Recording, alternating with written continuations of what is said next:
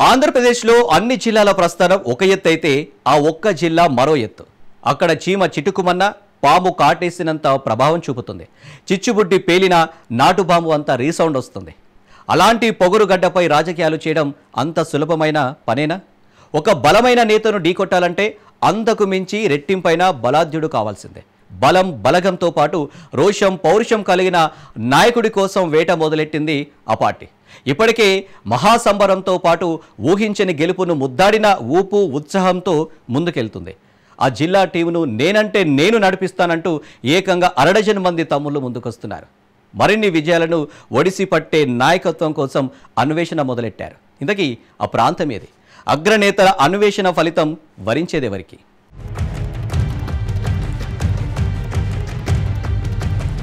రెండు దశాబ్దాల రాజకీయ చరిత్రలో ఓటమి సంకేతాలను మాత్రమే మిగుల్చుకున్న తెలుగుదేశం పార్టీకి 2024 ఎన్నికలు కలిసొచ్చాయి. ఉమ్మడి కడప జిల్లాలో అపజయాల చెర నుంచి విజయాల దిశగా తమ్ముళ్లు ముందుకెళ్తున్నారు.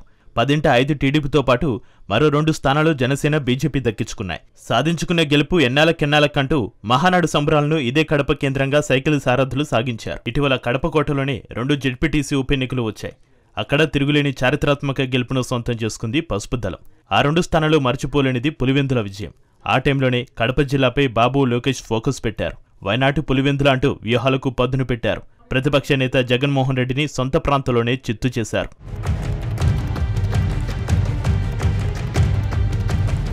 కడప జిల్లాకు దీటిన కొత్త నాయకత్వం కోసం వేట మొదలైంది. టీడీపీ జగన్ను మరింతగా దెబ్బకొట్టాలనే దృక్పథంతో పావులు కదుపుతోంది. ఇదే సమయంలో పోటీ కూడా భారీగానే పెరిగింది. ఏకంగా 60 మంది తమ్ముళ్లు జిల్లాధ్యక్ష పదవి కోసం ఆశలు పెట్టుకున్నారు. అధిష్టానానికి దరఖాస్తులు చేసుకున్నారు. కొత్త రకానికి ప్రాధాన్యత ఇచ్చే క్రమంలో యువనేత లోకేష్ ప్రభావం స్పష్టంగా కనిపిస్తోంది. జమ్మలమడుగు ఇన్ఛార్జి భూపేశ్ రెడ్డితో పాటు Kamalapuram MLA Chaitan Reddy, Pulivendula incharge BTech Ravi, Badvel incharge Ritesh Reddy పోటీ పడుతున్నారు. ఇక సీనియర్ల విషయానికొస్తే ఇప్పటికే జిల్లాధ్యక్షుడిగా ఉన్న రెడ్డప్పగారి శ్రీనివాసులు రెడ్డితో పాటు మాజీ అధ్యక్షుడు మల్లెల లింగారెడ్డి, మైనార్టీ నేత అమీరుబాబు ఆశావాహుల జాబితాలో ఉన్నారు.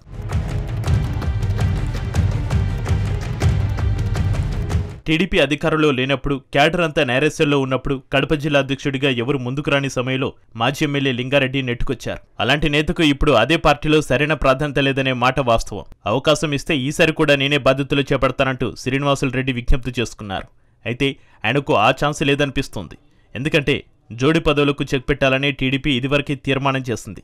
ఇక మైనార్టీ కోట కింద ప్రెసిడెంట్ పోస్ట్ ఇవ్వాలంటూ అమీరుబాబు వేడుకుంటున్నా ఆయనకు దక్కే అవకాశాలు తక్కువే ఉన్నాయి. ఎందుకంటే జగన్ కిల్లాలో ప్రత్యర్థులను ఎదుర్కోవాలంటే అంతటి శక్తి సామర్థ్యాలు ఉండాలి. పులివెందులో చూసుకుంటే చాలు. జిల్లా నాకెందుకు అనుకునే బీటెక్ రవి ఆ పదవి అధినేత అప్పగిస్తే బాధ్యతలను ఎందుకు నిర్వర్తించలేనంటున్నారు. జమ్మలమడుగుకు చెందిన యువనేత భూపేశ్ రెడ్డి సైతం ఇదే బాటలోనే ఉన్నారని సమాచారం. 2024 ఎన్నికల్లో కడప పార్లమెంట్ నుంచి టీడీపీ తరపున పోటీ చేశారు. అవినాష్ రెడ్డితో తలపడి మెజార్టీ తగ్గించారు. ఆ అంశం భూపేష్కు కలిసి రానుంది.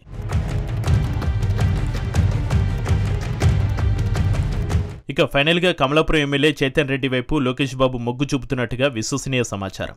ఎందుకంటే మహానాడు కార్యక్రమాన్ని తన నియోజకవర్గ పరిధిలో ఏర్పాటు చేయడంతో పాటు దాన్ని విజయవంతం చేయడంలో ఆయన కీలక పాత్ర పోషించారు.